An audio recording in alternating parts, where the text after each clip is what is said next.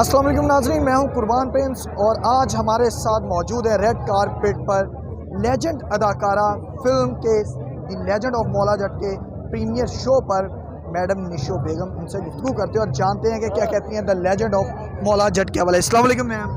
वालेकुम अस्सलाम। Ma'am, the legend of Maula Jatt एक लेजेंड फनकारा देखने के लिए आई हुई हैं, क्या कहना चाहेंगे, कितने एक्साइटमेंट?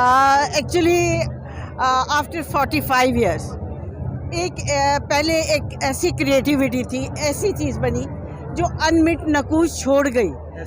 अब इस इम्पैक्ट को वो अपनी क्रिएटिविटी से कितना उसके बैलेंस आते हैं या उससे आगे निकल जाते हैं, ये तो फिल्म देखकर ही अंदाज़ा लगाएगा। और पब्लिक जो है वो भी इसका डिसीजन करेगी, ऑडियंस इसका डिसीजन करेगी। तो अब ये कि थोड़ा वक्त रह गया फिल्म शुरू होने में और बड़ी होप्स हैं, हाई होप्स हैं कि अल्लाह करे कामयाबी से हमकिनार हो, क्योंकि फिल्म इंडस्ट्री है तो हम हैं और फिल्म इंडस्ट्री के रिवाइवल के लिए ये बहुत बड़ी फिल्म साबित होगी।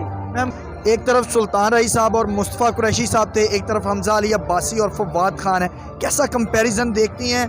नई टेक्निक्स भी यूज़ की गई हैं। बिल्कुल, वो देखे ना, वो कम वसाइल में और थोड़े मसाइल में फिल्म बनी थी, कम फैसिलिटीज़ में अपने टैलेंट के साथ। अब ये फुल फैसिलिटीज़ के साथ जो फिल्म बनाई है, अब इसका रिज़ल्ट देखते हैं। होपफुली इसका बहुत बेहतर होगा, जो आज की टेक्नोलॉजी है उसके हिसाब से ये फिल्म सुपर हिट होनी चाहिए। ट्रेलर भी आपने देखा, हमजा अली अब्बासी की ज़्यादा अच्छी अदाकारी लगी या फवाद खान? ये तो मैं कुछ नहीं कह सकती, वो उस दौर के आर्टिस्ट थे जिन्होंने ऐसे अनमिट नकुश छोड़े हैं, ऐसी हिस्ट्री बनाई है कि अब ये देखते हैं कि स्क्रीन पे ही सब कैसा लगता है। आपकी पसंदीदा अदाकार कौन सी है, उमाइमा या फिर मायरा खान? मायरा बहुत अच्छी है, बहुत अच्छी है, she is good performer as well.